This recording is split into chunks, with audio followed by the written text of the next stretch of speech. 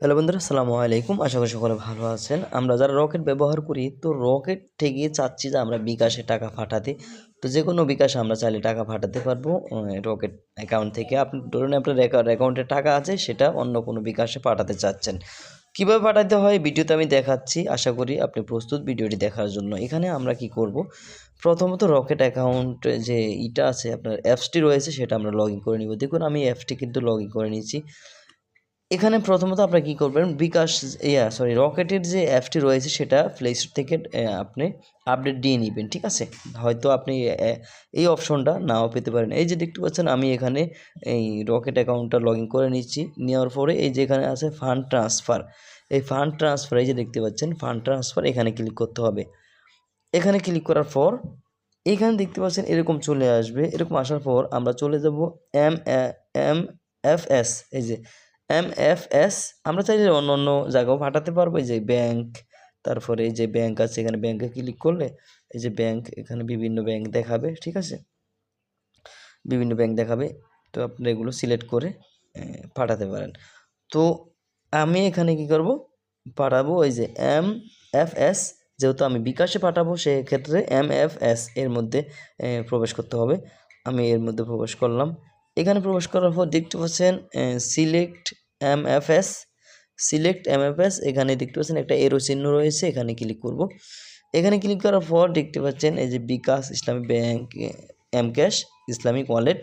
তো আমরা যেহেতু বিকাশে পাঠাবো, বিকাশে সিলেক্ট করে নিচ্ছি। বিকাশ সিলেক্ট করে নেওয়ার পর এখানে বিকাশ মোবাইল নাম্বারটা দিতে হবে। আমি বিকাশের মোবাইল নাম্বারটা এখানে দিয়ে দিচ্ছি। তো এখানে বিকাশের মোবাইল নাম্বারটা দেওয়ার পর এখানে আমরা রেফারেন্স স্বরূপ কিছু দিব। আমি এখানে এক্সাম্পল আমার নাম লিখে দিচ্ছি।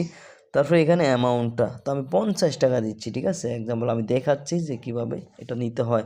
তো এখানে কোনো ঝামেলা নাই, ঠিক আছে? বিকাশ থেকে রকেটে নিতে যে ঝামেলাটা আছে, এখানে কিন্তু সে ঝামেলাটা নাই। যে কোনো নাম্বারে আপনি পাঠাতে পারবেন। তো এইখানে নেক্সটে ক্লিক করব।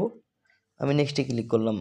নেক্সটে ক্লিক করার পর দেখতে পাচ্ছেন ফ্রম অ্যাকাউন্ট, মানে ফ্রম এই অ্যাকাউন্ট, এই যে অ্যাকাউন্ট নাম্বার দেখাচ্ছে টু অ্যাকাউন্ট, যে নাম্বারে যাবে বিকাশ অ্যাকাউন্টে। এরপরে দেখতে পাচ্ছেন রেফারেন্স নাম্বার এই যে দিয়েছি, এবং টু MFS নাম বিকাশ দেখতে পাচ্ছেন। তারপরে অ্যামাউন্ট 50 টাকা, চার্জ নিচে আপনার 43 পয়সা। 50 টাকা কিন্তু চার্জ 0.43 পয়সা, ঠিক আছে? টোটাল অ্যামাউন্ট 50.43 পয়সা। এইখানে আমরা পিন নাম্বারটা দিতে হবে আমাদের, যে রকেটের পিন নাম্বারটা আমি দিয়ে দিব। রকেটের পিন নাম্বারটা দেওয়ার পর দেখতে পাচ্ছেন tap two and hold above button on confirm transaction. তো এইখানে এই যে এর মধ্যে রকেটের লগোটা আছে, এর মধ্যে চেপে ধরে রাখবো। চেপে ধরে রাখার সঙ্গে সঙ্গে কিন্তু এটা দেখতে পাচ্ছেন এই যে উপরে মেসেজ চলে আসছে, এটা কিন্তু চলে গেছে, ঠিক আছে?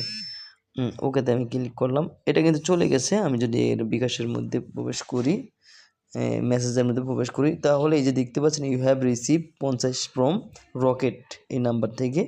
হ্যাঁ, এই যে দেখাচ্ছে NFSB ফি 0 ব্যালেন্স এত টাকা, এই যে দেখাচ্ছে বিস্তারিত।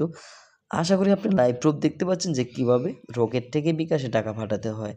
তো এখানে দেখতে পাচ্ছেন 50 টাকায় কিন্তু 43 পয়সা কেটে নিচ্ছে। তো 100 টাকায় তার মানে 86 পয়সা। তা এখানে অনেক একটু বেশি হয়ে যায়, এই অ্যামাউন্টটা 10 টাকা 12 টাকার মতো হয়ে যায়। তাও আপনার সময় সাপেক্ষে কিন্তু এখানে আমাদের প্রয়োজন হয়, ঠিক আছে? অনেকের কিন্তু বিকাশ থাকে না, রকেট আছে, সেক্ষেত্রে আমরা ইমার্জেন্সি চাইলে পাঠাতে পারবো।